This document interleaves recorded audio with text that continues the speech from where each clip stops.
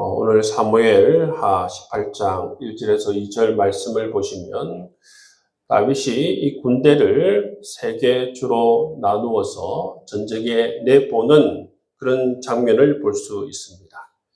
다윗은 이 전쟁에 직접 참여하기를 원했어요. 그런데 백성들이 다윗을 말립니다.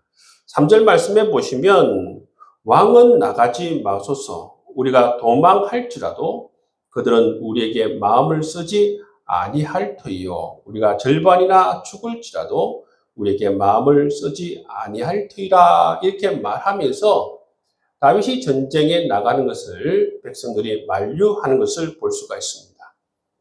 그래서 이 백성들의 만류에 의해서 다윗은 성에 머무르게 됩니다.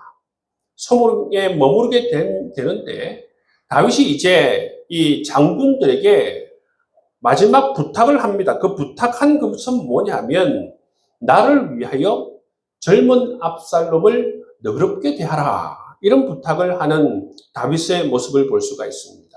근데 여러분, 이 부탁이 한 번 나오는 것이 아니라 여러 번 나오는 것을 우리가 볼 수가 있어요. 다윗은 이 전쟁에서 승리하기를 원하지만 자기 아들 압살롬을 너그럽게, 또 다윗의 군대가 대하기를 원하고 있는 모습을 볼 수가 있어요. 그래서 이제 압살롬의 군대와 다윗의 군대 간에 전쟁이 벌어지는 모습을 볼 수가 있는데, 이 전쟁에서 다윗의 군대가 압도적으로 승리하는 모습을 볼 수가 있어요. 7절 말씀에 보시면 이스라엘이 2만 명이 죽었다, 이 표현이 있습니다. 이 이스라엘은 압살롬의 군대를 의미하는 것입니다. 이 압살롬의 군대가 2만 명이나 죽었습니다. 그리고 압살롬은 어떻게 됩니까? 나귀를 타고 도망하다가 그 머리카락이 이 상수리 나무에 걸려서 공중에 매달리게 되는 것을 볼 수가 있어요. 공중에 매달렸을 때에 이 요압 장군이 이것을 목격하게 되지요. 여러분, 이 다윗이 이 장군들의 전쟁을 내보내면서 몇 번이나 뭐라고 부탁했습니까? 내 아들 압살롬을 너그럽게 대하라, 그렇게 부탁했지만 이 요압 장군은 이 다윗의 명령을 정면으로 거부합니다. 정면으로 거부하고 어떻게 하느냐면 창 3개를 가지고 압살롬의 심장을 찔러 죽이는 모습을 볼 수가 있습니다. 그렇게 해서 이 압살롬의 반역이 완전히 진압되는 모습을 볼 수가 있어요. 여러분, 이것은 그야말로 다윗의 군대의 승리입니다. 완전한 승리입니다. 근데 여러분, 이 승리를 거두고 나서 모든 사람들이 이 승리를 하고 나서 기쁨과 환호 속에 사로잡혀 있어요. 그런데 여러분, 어떤 형국이 있느냐 하면 이 전쟁에 승리하고 나서 기쁨과 환호 속에 있음에도 불구하고 다윗으로 말미암아 더 이상 기뻐할 수 없는 다윗의 군대의 모습을 볼 수가 있습니다. 그럼 그 이유가 무엇입니까? 그 이후의 모습을 보시면 이 다윗이 이 전쟁의 승리를 향한 이 다윗의 반응이 애매모호하죠. 이 군대가 승리하고 나서 이제 이 승리를 보고하는 사람들이 달려갑니다. 구스 사람이 먼저 달려가고 그 다음에 아히마아스라는 이 청년이 달려가는데, 아히마아스가 뒤에 달려가지요. 그렇지만 걸음이 너무 빠르니까 제일 먼저 도착하여서 이 아히마아스가 다윗과 함께 그렇게 보고합니다. 28절 말씀에 보시면 아히마아스가 외쳐 왕께 아뢰되 평강하옵소서 하고 왕 앞에서 얼굴을 땅에 대고 절하며 이르되 왕의 하나님 여호와를 찬양하리로소이다. 그의 손을 들어 내 주 왕을 대적하는 자들을 넘겨주신나이다 하니. 이렇게 승리에 대한 보고, 기쁨의 소식을 다윗과 함께 전하는 모습을 볼 수가 있어요. 그런데 다윗이 어떻게 반응합니까? 그 첫 마디가 뭡니까? 29절 말씀에 보시면 젊은 압살롬은 잘 있느냐? 이렇게 되묻습니다. 여러분, 지금 온 다윗의 군대가 목숨을 걸고 이 전쟁에서 여러분 치열하게 맹렬하게 싸우지 않습니까? 다윗을 위해서 여러분 자기 백성들은 목숨을 걸고 맹렬하게 전투에서 싸워서 압살롬의 군대 2만 명을 죽이고 압살롬을 죽였습니다. 그래서 완벽한 승리를 거뒀음에도 불구하고 다윗은 다윗의 군대를 향해서 잘했다. 정말 잘 싸웠다. 용맹한 군사다. 이런 칭찬을 하기 전에 뭐라고 합니까? 젊은 압살롬은 잘 있느냐? 그렇게 묻는 모습을 볼 수가 있어요. 그래서 아히마아스가 적절한 대답을 하지 않으니까 두 번째 전령인 이 구시가 도착했을 때에 또 묻죠. 그랬을 때 이 구시가 진실을 말하는 모습을 볼 수가 있어요. 32절 말씀에 보시면 내 주 왕의 원수와 일어나서 왕을 대적하는 자들은 다 그 청년과 같이 되기를 원하나이다. 다 죽었다는 것이죠. 압살롬이 죽었다는 것입니다.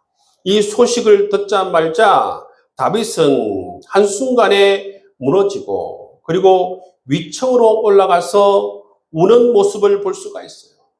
어떻게 통곡하면서 웁니까? 내 아들 압살롬아, 내 아들 압살롬아, 차라리 내가 대신하여 죽었더라면. 그렇게 통곡하면서 다윗이 우는 모습을 우리가 볼 수가 있는 것입니다. 오늘 말씀을 통해서 우리가 먼저 기억해야 되는 하나님의 메시지는 뭐냐면 죄는 무서운 것이라는 것입니다. 죄는 무서운 것이고 죄는 반드시 열매를 맺게 된다는 것을 볼 수가 있어요. 압살롬의 죄가 뭡니까? 압살롬은 배는 다르지만 여러분 다윗 가문의 가장 큰 장남인 이 암논을 죽이는 죄를 저지르는 것을 볼 수가 있어요. 그것뿐만 아니라 아버지가 이 사건에 우유부단하게 그렇게 대한다라고 생각하여서 앙심을 품고 다윗을 죽이고 다윗을 축출하고 다윗의 왕권을 빼앗으려고 하는 그런 반역을 모의하고 실행하는 그런 죄를 저지르는 이 압살롬의 모습을 볼 수가 있습니다.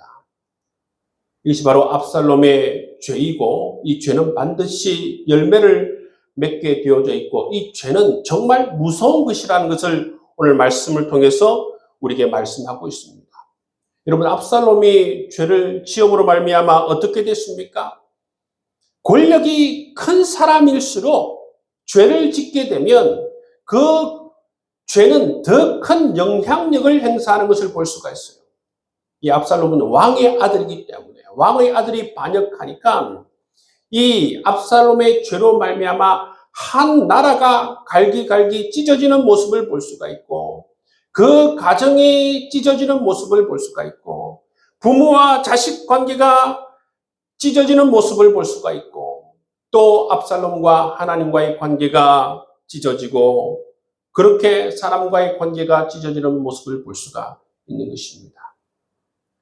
여러분, 야고보서나 아니면 로마서 말씀에서 우리에게 말씀해 주는 건 뭐냐면 죄의 삭은 사망이다. 그렇게 말씀하고 있는 것을 볼 수가 있습니다. 자신의 욕망, 이 압살롬은 자신의 욕망, 자신의 분노를 여러분 컨트롤할 수가 없어서 여기에 사로잡혀서 정말 무서운 죄를 저지르는 것을 볼 수가 있고 그 죄는 모든 관계를 파괴할 뿐만 아니라 결국 어떻게 됩니까? 그 죄는 자기 자신을 죽이는 죄가 되는 그런 모습을 볼 수가 있는 것입니다. 이 죄가 참 무섭습니다.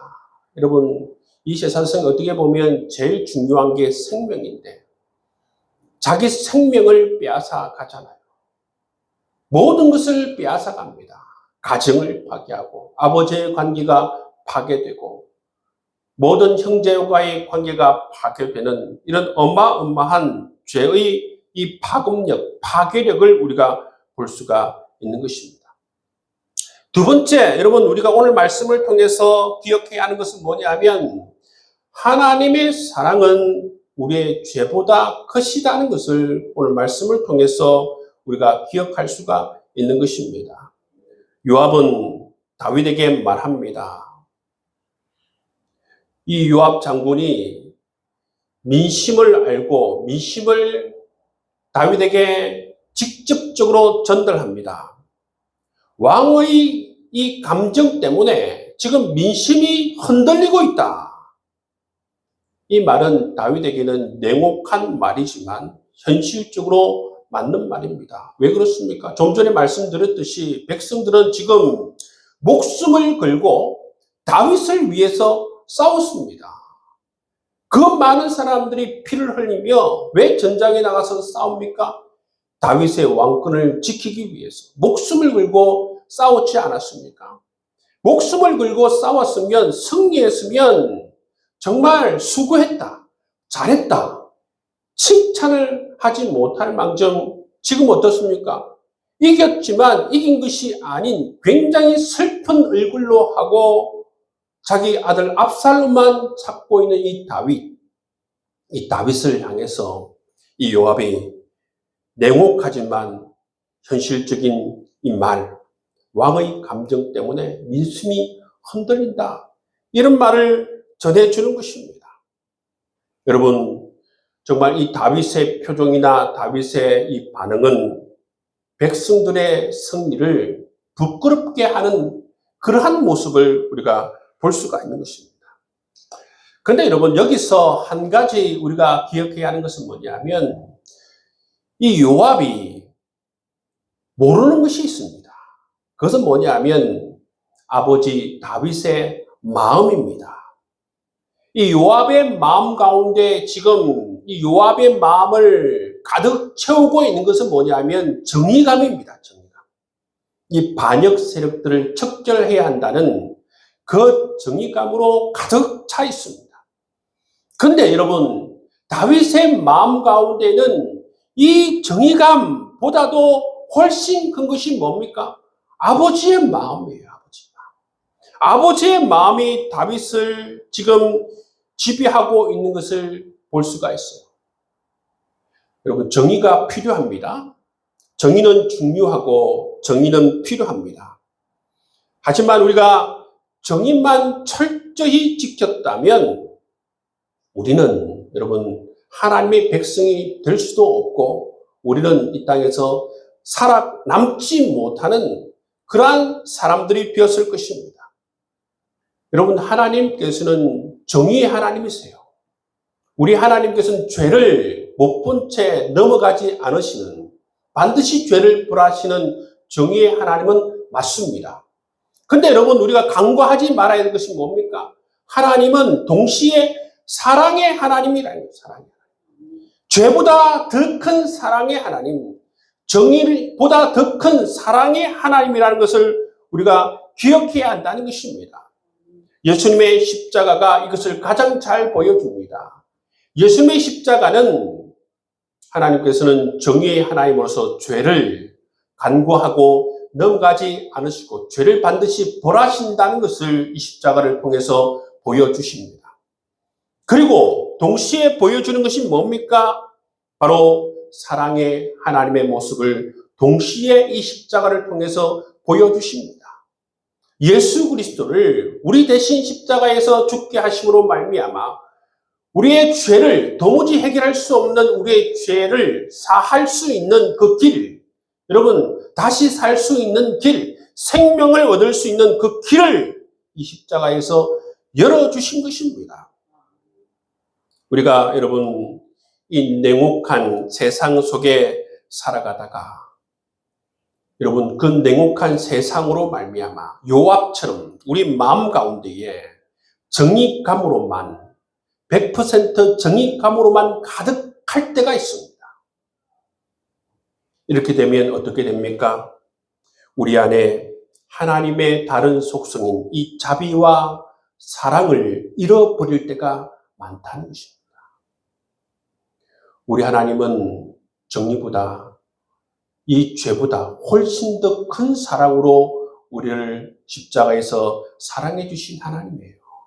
우리 그리스도인들은 정의감도 있지만 정의감보다 더 큰 것이 뭐냐면 우리 속에 이처럼 자비와 정말 형제를 사랑하고 형제를 이해하는 그 마음이 우리 가운데 더 가득 차 흐를 수 있도록 우리가 기도해야 되는 줄 믿습니다. 그것이 바로 하나님의 백성들이 여러분 살아가야 할 길입니다.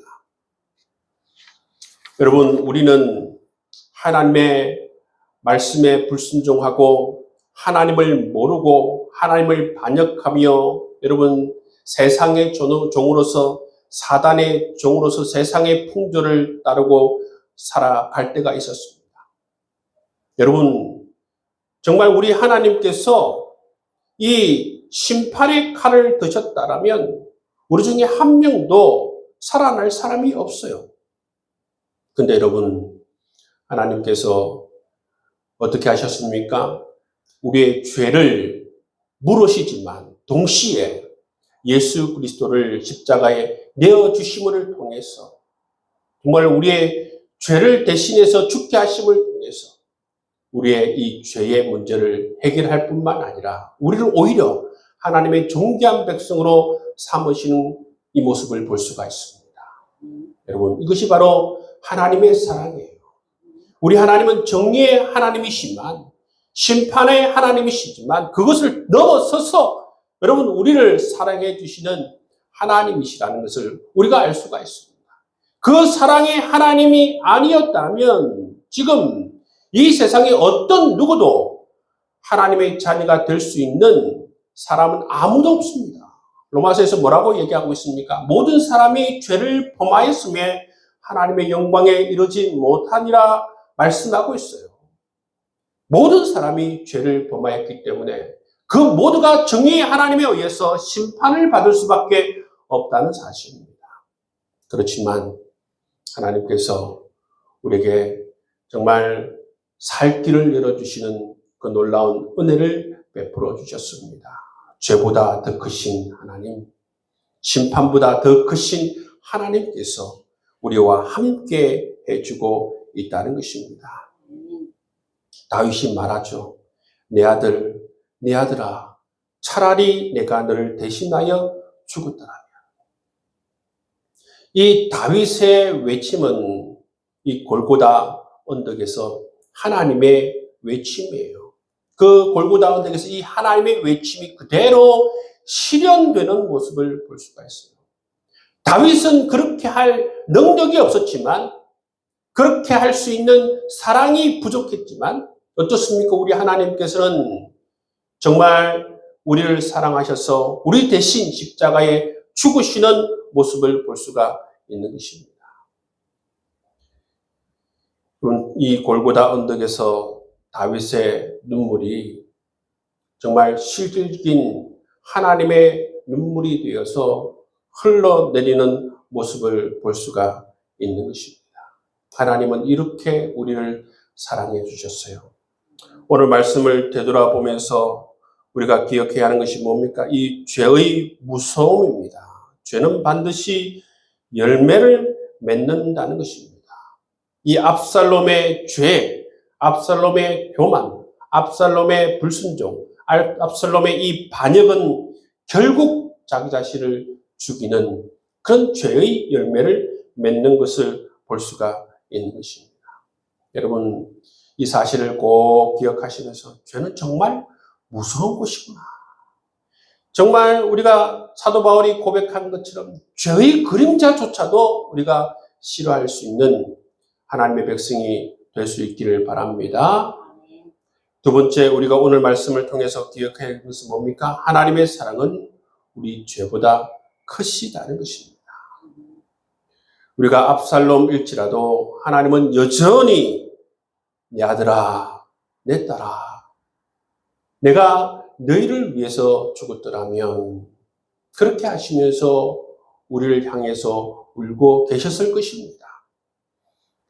그 사건이 바로 십자가의 사건이고 그 십자가의 사건은 정말 이 세상에 모든 죄보다도 크시고 정말 이 세상의 모든 정의보다 크신 하나님의 사랑으로 하나님의 은혜로 우리를 대하고 있다는 사실을 여러분 꼭 기억해야 하는 것입니다.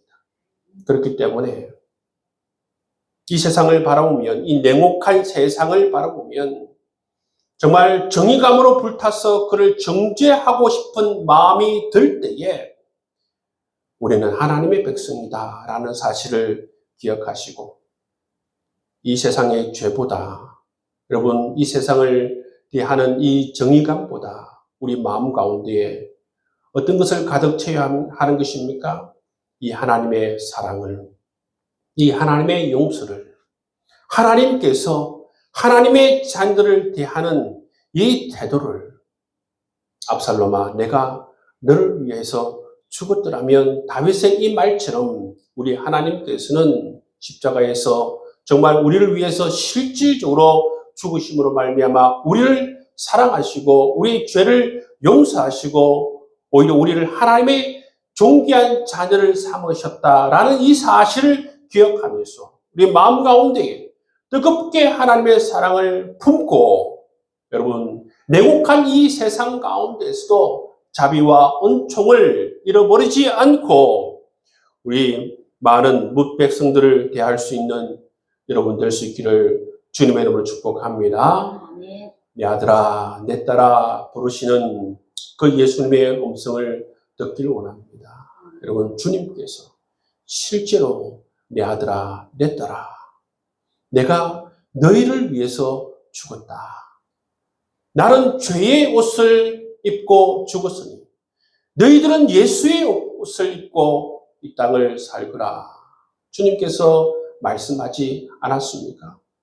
여러분 갈라디아서 보시면 예수의 옷을 우리에게 입혀주셨다 말씀하고 있는 것입니다. 죄의 옷을 입으시고 십자가에서 죽으신 예수 그리스도의 그 용서와 사랑을 기억하고 내 아들아 내 딸아 부르시는 주님의 음성을 들으시고 이 냉혹한 이 현실 세계를 살아갈 때에도 우리는 정말 그리스도의 편지와 그리스도의 향기와 하나님의 존귀한 백성으로서 냉혹한 이 세상에 없는 이 하나님의 사랑과 하나님의 이 자비를 많은 사람들에게 전하며 살아갈 수 있는 여러분 될 수 있기를 주의 이름으로 축복합니다. 아멘.